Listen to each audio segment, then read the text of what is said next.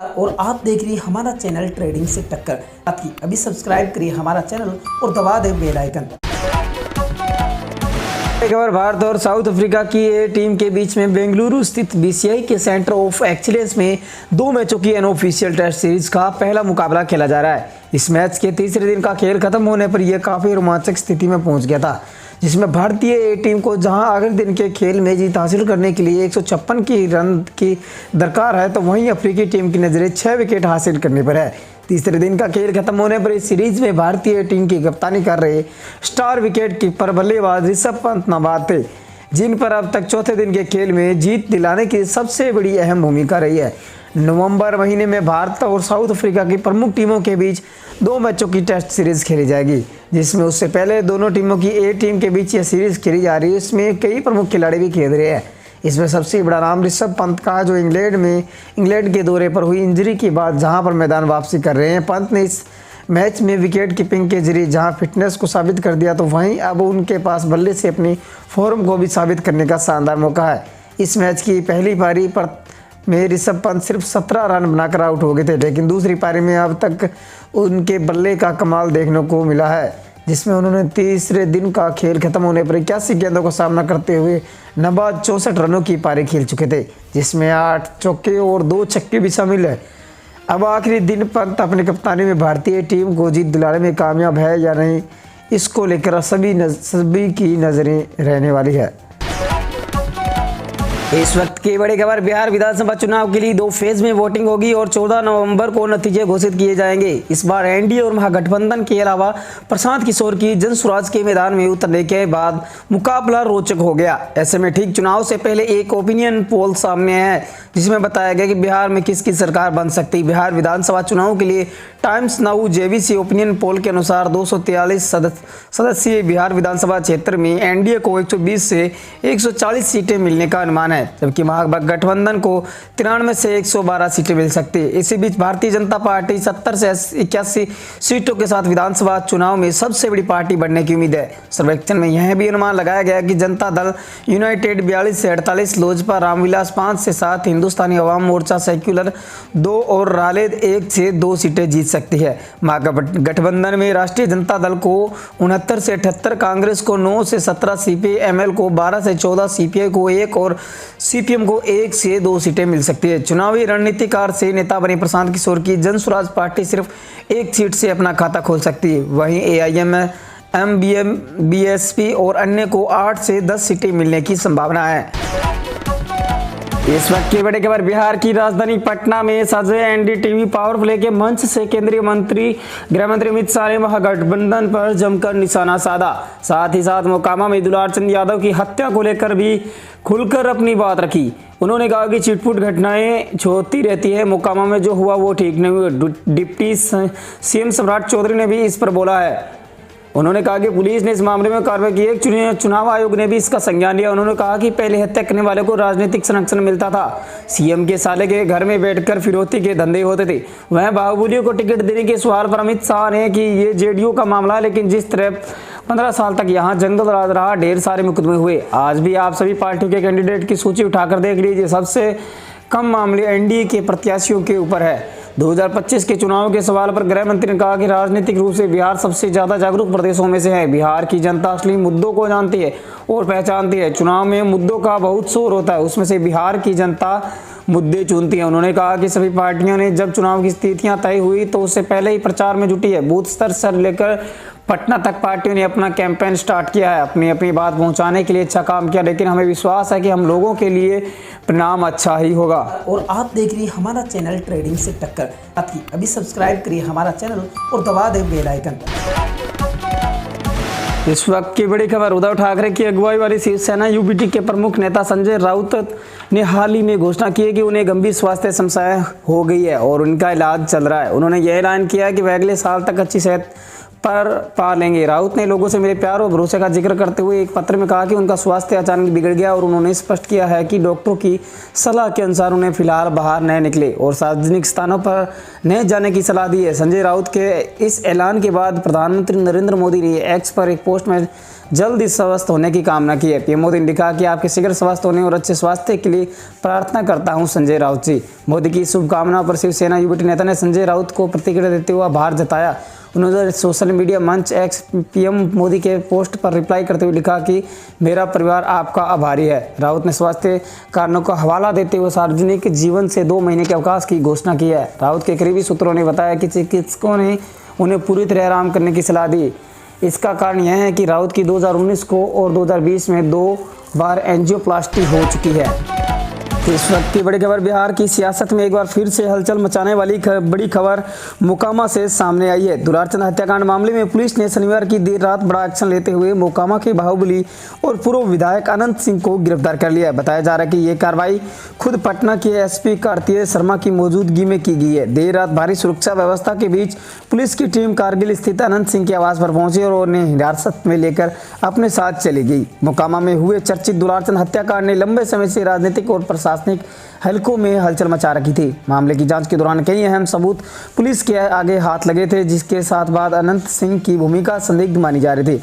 इसी आधार पर पुलिस ने शनिवार की रात अचानक यह बड़ी कार्रवाई की। सूत्रों के मुताबिक इस छापेमारी की पूरी गुप्त तरीके से तैयारी की गई थी ताकि किसी तरह का विरोध या हिंसक प्रतिक्रिया की संभावना न रहे। जानकारी के अनुसार रात करीब 11 बजे के आसपास पुलिस के कई वाहनों का काफिला मोकामा के कारगिल स्थित अनंत सिंह के आवास पर पहुंचा। मौके पर पहले से ही सुरक्षा बलों की बड़ी संख्या तैनात थी। स्थानीय लोगों का कहना है कि पुलिस ने आवास को चारों ओर से घेर लिया और लगभग आधे घंटे तक भीतर पूछताछ चलती रही।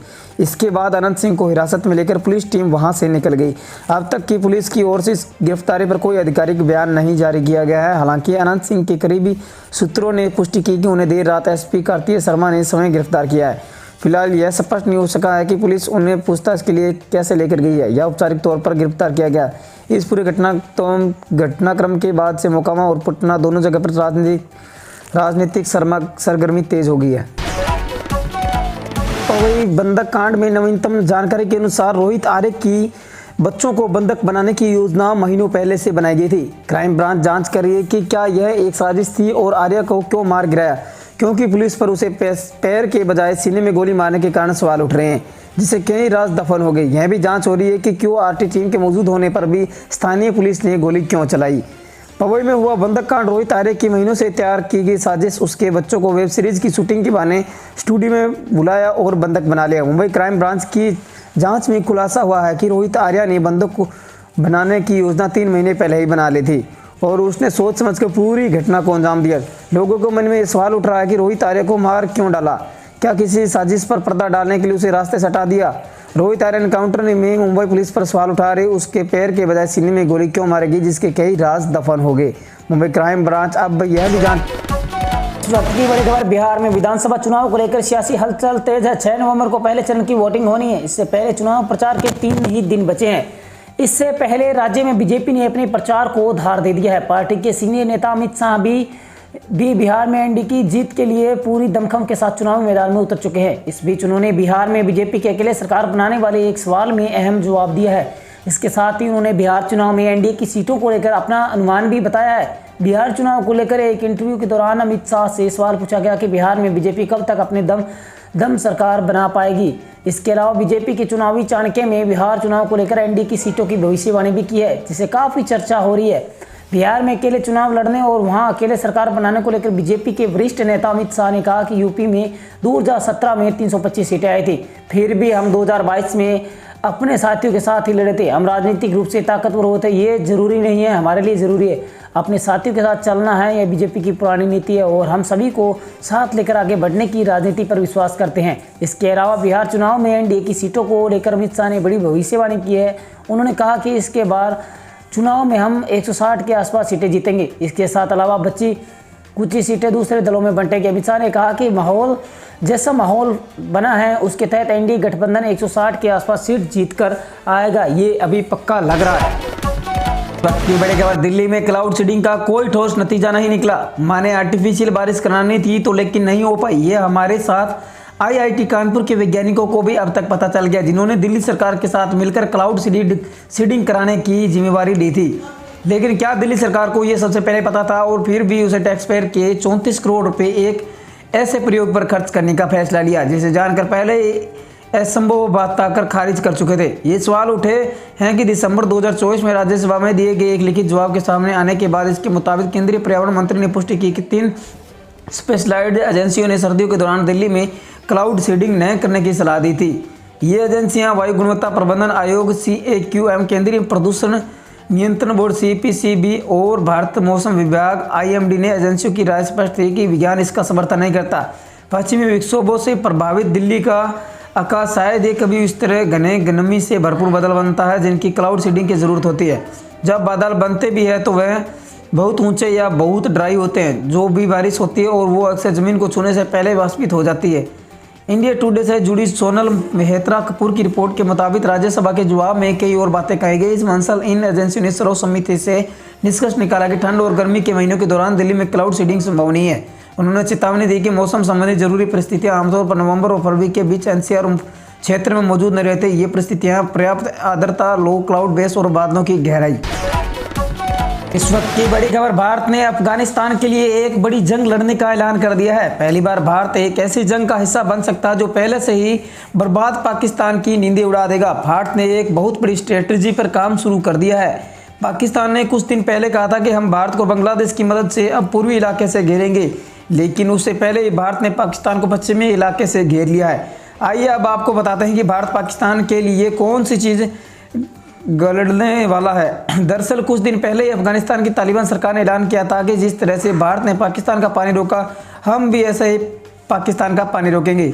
तालिबान की अफगानिस्तान की जनता को लाभ होगा, भले ही पाकिस्तान सूखा मर जाए। भारत ने पहली बार बड़ा ऐलान करते हुए कहा कि हम इस प्रोजेक्ट में अफगानिस्तान का साथ देने के लिए तैयार है। भारत ने कहा कि हम जल प्रबंधन यानी वाटर मैनेजमेंट में अफगानिस्तान का साथ देंगे और इसमें कुनार नदी पर बनने वाला हाइड्रो की प्रोजेक्ट भी शामिल है। यानी भारत ने खुलकर ऐलान कर दिया कि वह अफगानिस्तान के लिए कुनार नदी पर बांध बनाएगा। यह बांध बन गया तो पाकिस्तान पहुंचने वाला बच्चा कुचा पानी भी सूख जाएगा। दिलचस्प बात यह है कि जब अफगानिस्तान ने 480 किलोमीटर लंबी कुनार नदी का पानी रोकने की बात की थी तो पाकिस्तान के कुछ एक्सपर्ट ने भारत को धमकी देते हुए कहा कि अगर भारत ने गलती से अफगानिस्तान की मदद की तो हमारी सेना के लड़ाकू विमान और अफगानिस्तान के उस बांध को उड़ा देंगे। सबसे बड़ी खबर, उत्तर प्रदेश में चक्रवाती सिस्टम मोन्था के कमजोर पड़ने के साथ ही मौसम का मिजाज भी पूरी तरह बदल गया है। मौसम विभाग के अनुसार यह चक्रवात अब पूर्व दिशा की ओर आगे बढ़ चुका है, जिससे प्रदेश में बारिश का दौर समाप्त हो गया है। मौसम विभाग ने यह स्पष्ट किया कि बारिश की संभावना अब खत्म होगी। शनिवार और रविवार को पूरे प्रदेश में मौसम शुष्क बना रहेगा। दिन के समय धूप निकल से मौसम सामान्य और आरामदायक रहेगा, लेकिन सुबह और शाम के वक्त हल्की ठंड का एहसास शुरू हो जाएगा। मौसम विभाग का पूर्वानुमान है कि शनिवार शाम से उत्तर पश्चिमी दिशा से ठंडी हवाएं प्रदेश में प्रवेश करेगी। इन हवाओं के असर से रात के तापमान में गिरावट आ गई। तापमान घटने से रात ठंडी होगी और सर्दी का प्रभाव स्पष्ट रूप से महसूस होने लगेगा। और आप देख रही हमारा चैनल ट्रेडिंग से टक्कर। अभी सब्सक्राइब करिए हमारा चैनल और दबा दें बेल आइकन।